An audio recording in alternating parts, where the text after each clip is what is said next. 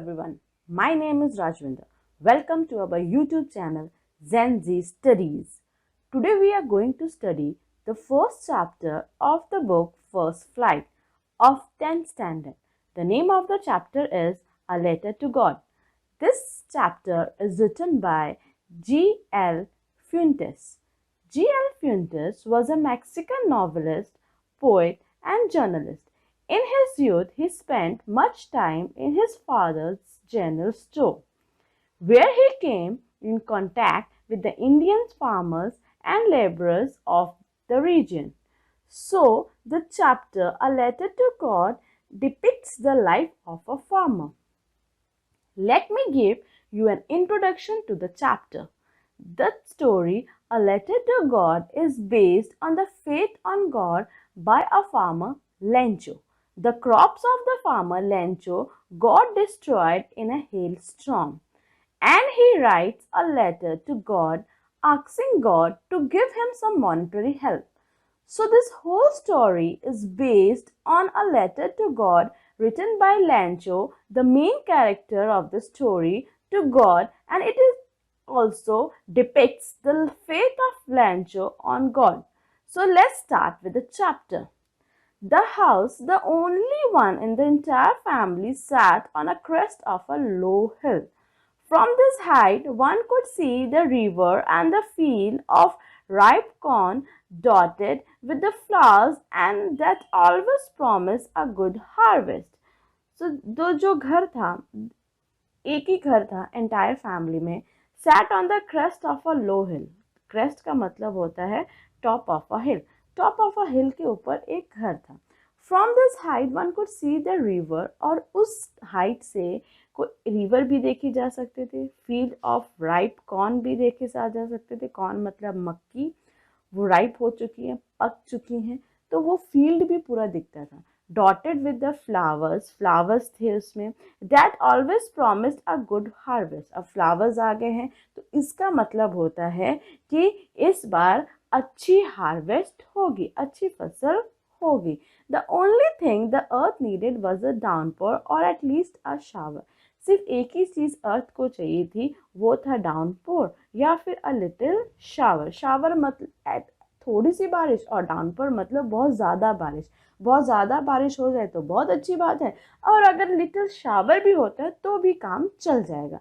Throughout the morning, Lancho, who knew his fields intimately, had done nothing else but see the sky towards the northeast.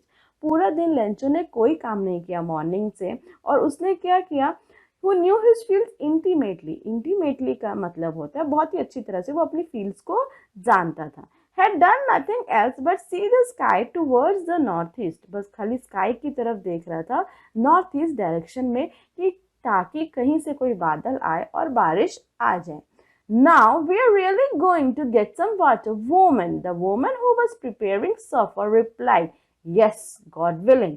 तो वो अपनी woman को बोलता है, woman मतलब probably उसकी वाइफ है, उसको बोलता है कि आज लगता है कि हमें थोड़ा सा पानी मिल जाएगा, मतलब बारिश के आसार लग रहे हैं. The woman who was preparing supper, जो वोमन है वो क्या कर रही थी, उसकी वाइफ सपर प्रिपेयर कर रही थी, मतलब डिनर. सपर को डिनर भी कहा जाता है. Replied, yes God willing. Yes, लगता है भगवान की मर्जी है कि बारिश होगी. The older boys were working in the field. जो ये उसकी अभी लेंचो के बच्चों की बात हो रही है, जो ओल्डर बॉयज हैं, जो बड़े बच्चे हैं, वो वर्क कर रहे हैं फील्ड में. The smaller ones were playing near the house. जो छोटे बच्चे हैं वो खेल रहे हैं near the house. Until the women call to them. और उनकी जो वाइफ है वो सबको बुलाती है, उनकी माँ जो सब बच्चों को बुलाती है, come for dinner. It was during the meal. और वो बुलाती कि चलो आ जाओ खाना खा लो. It was during the meal that just as Lancho had predicted, big drops of rain began to fall.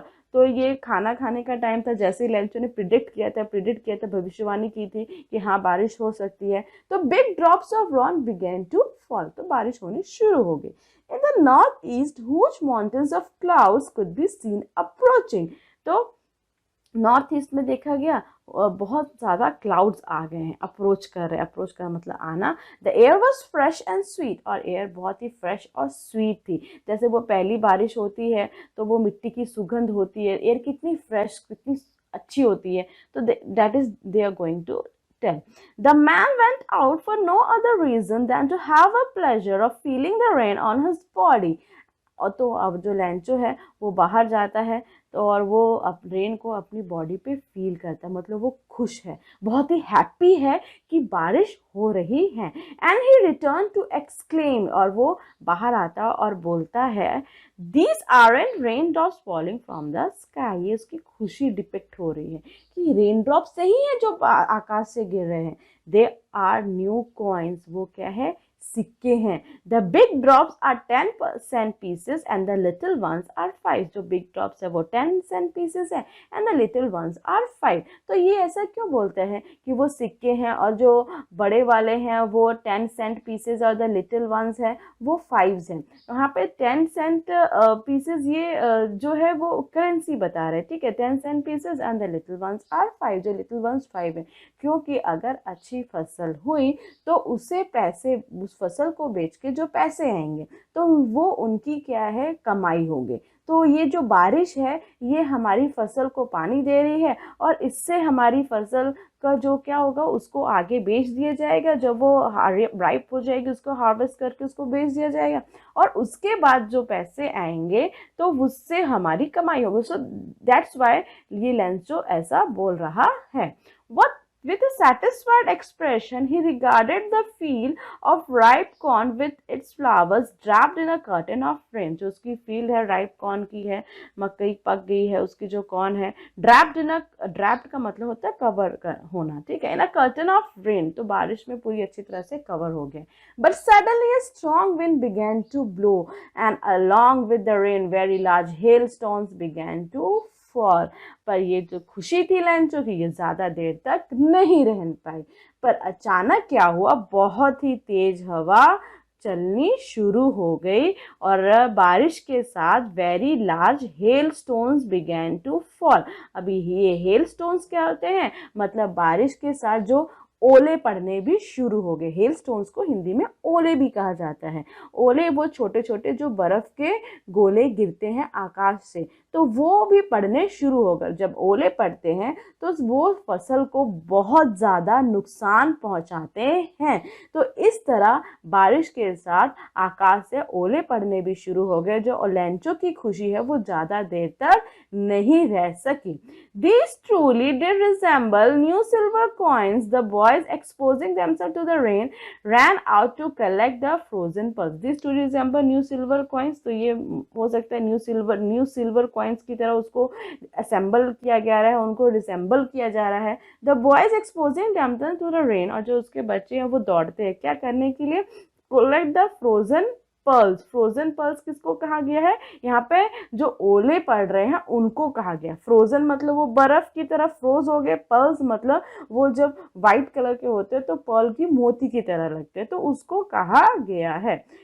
और वो उसको इकट्ठा करते. इकट्ठा मतलब जैसे बच्चे करते हैं, जैसे ही ओले पड़ते हैं तो हम भी जाते थे तो हम इकट्ठा करते थे, तो इस तरह उसके बच्चे भी हैं, वो भी गए हैं और वो बर्फ के ओलों को इकट्ठा कर रहे हैं. It is really getting bad, explain the man. तो बोल रहा कि नहीं अभी काम खरा. एक्सक्लेम द मैन, अभी ये अच्छा नहीं हो रहा. I hope it passes quickly, अब मुझे होप है कि ये फटाफट खत्म हो जाए. It did not pass quickly for an hour. The hell rain on the house, पर वो इतनी जल्दी क्विकली पास नहीं हुआ. 1 घंटे तक बारिश, वो जो ओले हैं बारिश के साथ वो पड़ते रहे. Held on the house, garden, कहाँ कहाँ पड़े वो, हाउस के ऊपर. Held on the house, the garden, the hillside, the cornfield and on the whole valley. सारी वैली के ऊपर ओले पड़ गए. The field was white as with covered with salt, और जो पूरा फील्ड था वो वाइट हो गया था, ऐसा जैसे कि सॉल्ट से कवर अप हो गया हो. सॉल्ट का मतलब कि पूरा फील्ड वाइट हो गया, ऐसा लग रहा था कि नमक ही नमक पूरे फील्ड में आ गया हो. Not a leaf remained on the trees, the corn was totally destroyed. तो एक भी पत्ता ट्रीज के ऊपर भी नहीं था और जो पूरा कॉर्न था फील्ड वो पूरी डिस्ट्रॉयड हो गई, मतलब उसकी पूरी की पूरी फसल नष्ट हो गई थी. और ओलों ने जो बारिश के साथ आए थे उन्होंने पूरी की पूरी फसल नष्ट कर दी थी. The flowers way gone from the plants, अब फूल थे वो चले गए, फूल ही नहीं है तो फिर फसल कहाँ से होगी। Lencho soul was filled with sadness. अब लेंचो की सोल है वो पूरी सैडनेस से फिल्ड अप हो जाती है। When the storm had pass he stood in the middle of the field. अब ये किसान की दुर्दशा को बताता है कि एक किसान की जो फसल है वो कितनी वेदर के ऊपर डिपेंड है और उसकी पूरी मेहनत उस वेदर के ऊपर ही डिपेंड होती है। अगर अच्छे से बारिश हुई और अच्छे से सब चीज़ें हुई तो फसल अच्छी होगी, और अगर नहीं हुई तो फिर अगर कुछ अनहोनी होगी तो पूरी की पूरी साल की मेहनत खत्म। तो यही एक फार्मर की दुर्दशा को इस स्टोरी में भी बताया गया है। The flower were gone. Lencho's soul was filled with sadness when the storm had passed. जैसे ही वो storm गया hailstone का, he stood in the middle of the field and said to his sons. वो फील्ड के बीच में खड़ा होता है और बोलता है, A plague of locust would have left more than this. अगर प्लेग आता लोकस्ट का तो इससे ज़्यादा छोड़ के जाता। अब लोकस्ट क्या होते हैं? लोकस्ट वो टिड्डियाँ होती हैं, insects which fly in big swarms, big वो झुंड में आती है और क्रॉप्स को डिस्ट्रॉय करती है। अभी हाल ही में न्यूज़ आई थी कि टिड्डियाँ सब जगह उड़ रही हैं और पूरे फसल को नष्ट कर रही हैं। तो वही ये बोलना चाह रहा, अगर लोकस्ट का भी पूरा झुंड आ जाता ना तो इससे ज़्यादा छोड़ के जाता, पर रेन और हेल स्टॉर्म ने तो सारा ही नष्ट कर दिया। The hell has left nothing. और जो हेल हुई है, जो ओले पड़े हैं, उसने तो कुछ भी नहीं छोड़ा। This year we have no corn. अब इस साल तो कोई मकई नहीं होगी। That night was a sorrowful one. और वो रात बहुत ही सॉरोफुल वाली थी। अब ये एक किसान की अगर पूरी की पूरी फसल खत्म हो जाए तो उस रात तो वो सॉरोफुल ही होगी। All our work for nothing. हमारी पूरी मेहनत पानी में गई। There is no one who can help us. अब कोई हमारी मदद नहीं कर सकता। We will all hungry this year. अब पूरे साल हम हंग्री ही रहेंगे। क्यों? क्योंकि वही फसल वो खाते हैं जो किसान हैं, और वही फसल बेच के वो पैसे मिलते हैं और उससे वो अपना घर चलाते हैं। अब इससे लेंचो की जो हालत है वो बहुत ही खराब हो गई थी, और इससे एक किसान की हालत को भी डिपिक्ट किया जाता है इस स्टोरी में कि एक किसान जो पूरे साल मेहनत करता है और हमें भी खाना पहुंचाता है, उसकी लाइफ किस तरह से होती है।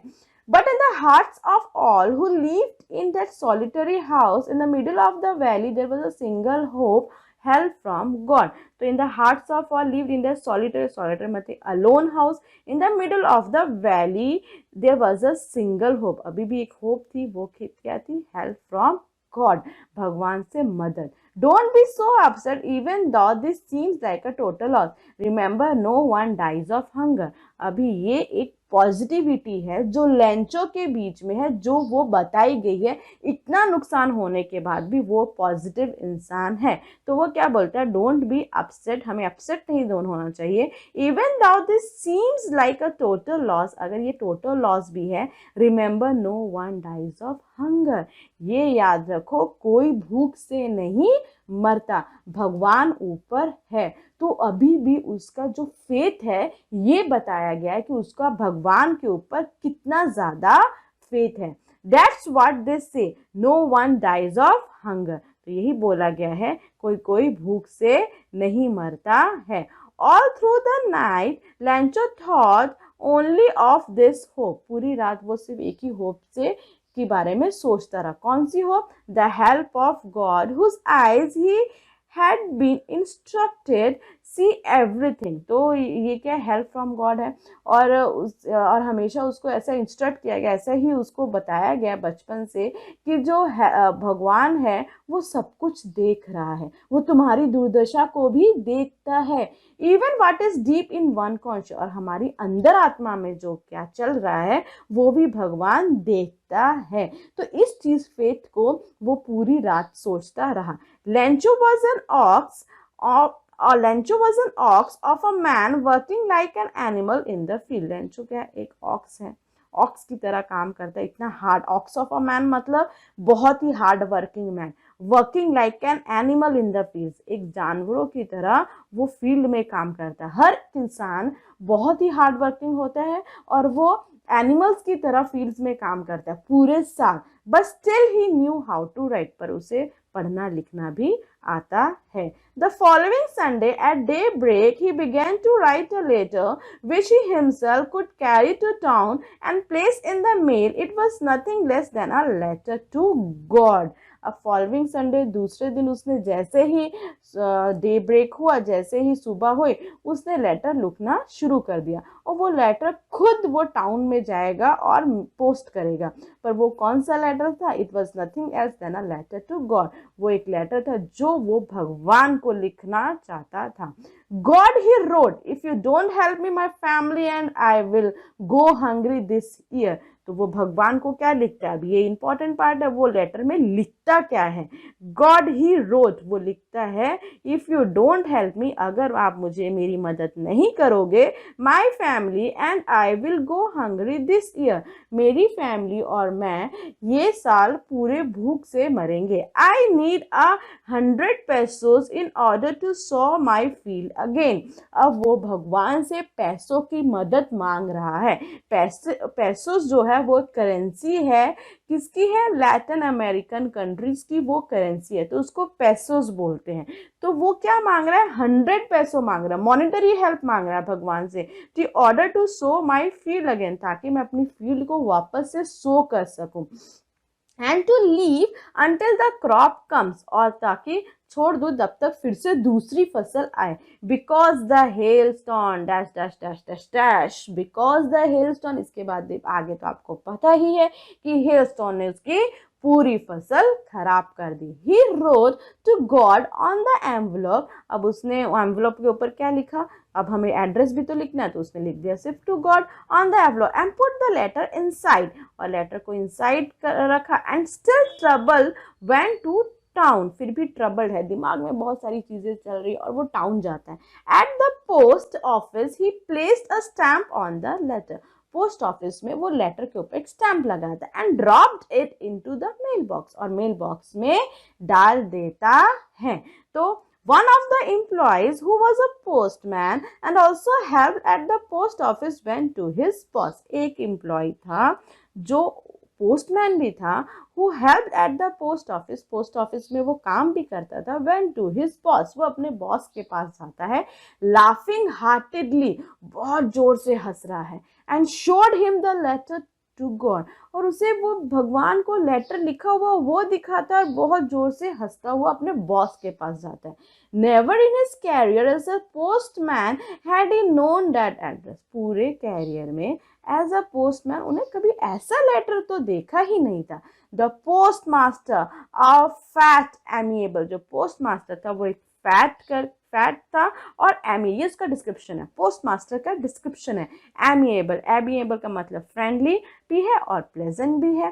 Fellow also broke out laughing, और वो भी हंसने लग जाता है उस जो पोस्ट मास्टर है. But almost immediately he turn serious, और फिर वो इमीडिएटली क्या हो जाता है? सीरियस होता है. हंसने के बाद वो सीरियस हो जाता है. And tapping the later on his desk, tap करता है लेटर को अब डेस्क के ऊपर. टैपिंग का मतलब होता है जोर से, ऐसे हम जब बुक्स को टैप करते हैं, आवाज करते हैं, तो वो लेटर डेस्क के ऊपर टैप करता है. कमेंटेड, और बोलता है व्हाट फेथ, क्या विश्वास है भगवान के ऊपर कि किसी ने इतने विश्वास के साथ भगवान को लेटर ही लिख डाला. I wish I had the faith of a man who wrote this letter. मैं ये विश करता हूँ मेरे में भी भगवान के जैसे ऊपर इतना फेथ होता जैसा उस इंसान को है भगवान के ऊपर फेथ जिसने ये लेटर लिखा है. Starting up a correspondence